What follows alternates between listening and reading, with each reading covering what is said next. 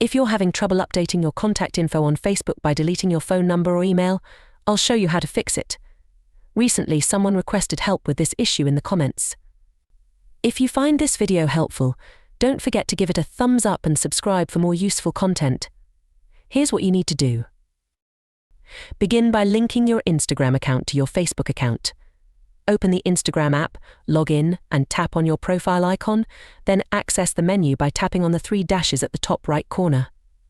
From there, navigate to Settings and Privacy and select Account Center. If your Facebook account is not already linked, you can add it here. Once linked, return to your account settings and select Personal Details, then Contact Info. Here, you can choose the phone number or email address you wish to delete. Confirm the deletion by entering your password when prompted. Once confirmed, you've successfully removed the contact info from your Facebook account. Thanks for watching. Be sure to explore our other videos, subscribe to the channel, and share this tutorial with your friends.